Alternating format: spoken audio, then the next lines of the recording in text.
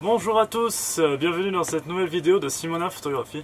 Aujourd'hui je vais vous proposer de parler d'un flash acheté sur Wish qui est vraiment, mais alors absolument pas cher du tout, puisque j'ai réussi à le choper après quelques petites promotions, mais bon, ça reste dans ces eaux-là.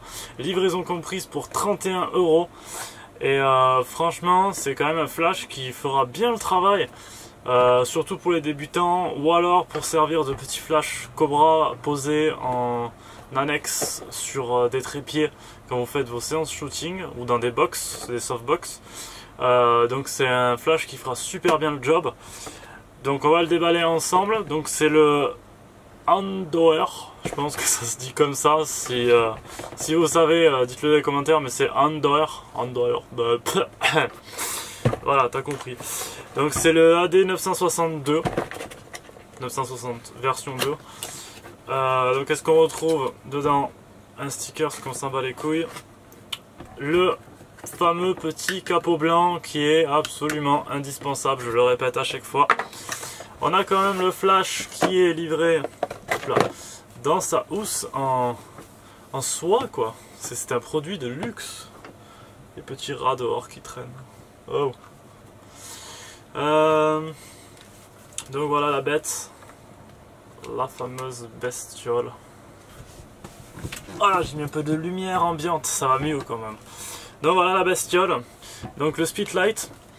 Et ce qu'on va de suite remarquer, c'est que c'est absolument le même que le Glossy GX F828. Donc le Glossy qui est la marque Photo 24, enfin que Photo 24 vend en tout cas. Et là on a exactement le même, vraiment à quelque chose près, on a la même chose. Voilà, c'est vraiment le même tout court, c'est absolument le même. Mais par contre il y a quelque chose de très intéressant, donc il va marcher à pile classique jusqu'à la pas de surprise. On va avoir un branchement pour une synchronisation éventuellement et un branchement derrière le truc où il y a écrit photo pour mettre une batterie, pour acheter la batterie annexe. Ça va me casser les couilles, voilà. Donc ce qui est super sympa, c'est qu'il est compatible autant chez Nikon que chez Canon que chez qui tu veux, puisque c'est des griffes universelles. Je parle, merci. Donc on va avoir le bip de flashing pour savoir si c'est rechargé. C'est possible de le désactiver dans le menu. Donc on a exactement le même menu, donc les fonctionnalités qui sont assez simples, qui va être le zoom. Donc on va déplacer la lampe à l'intérieur, tout simplement. Et après on va pouvoir gérer la puissance de 1/128e. Je vais vous l'allumer à 1 tout court. Donc pleine puissance, attention les yeux. Voilà. Et 1/128e, c'est beaucoup plus doux, voilà. Ça bombarde bien comme il faut. La fonction qui est super intéressante sur ce flash, c'est que tu vas pouvoir le mettre en multistromboscopique. C'est pas tous les flashs qui permettent de le faire. Et ça franchement c'est hyper fun. C'est le Glossy que j'ai acheté, une autre version, je sais plus quelle c'est. Il fait stromboscopique mais il m'a coûté plus d'une centaine d'euros. Alors que tu vois celui-là va pouvoir le faire. C'est un taser. Tu vois.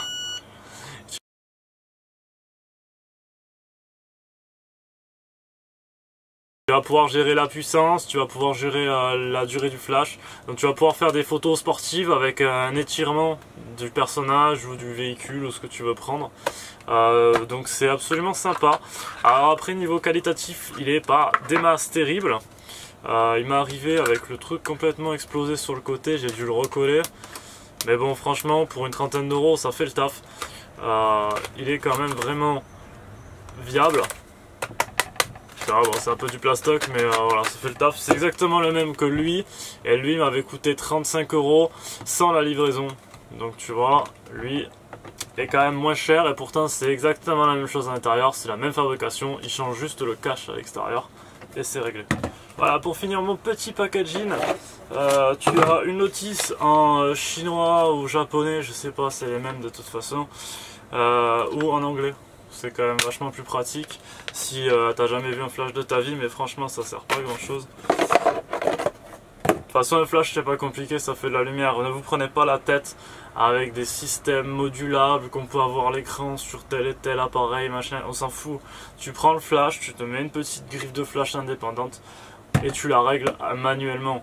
Si tu commences à faire des shootings professionnels où tu n'as pas le temps, où là il va falloir vraiment aller vite avec plusieurs flashs, tu peux te permettre d'investir un flash à 300 boules, mais t'as pas besoin de ça si tu commences. Ça marchera en TTL également là-dessus, il n'y a pas besoin. Petit support qui est hyper pratique justement pour le mettre en TTL et en mode.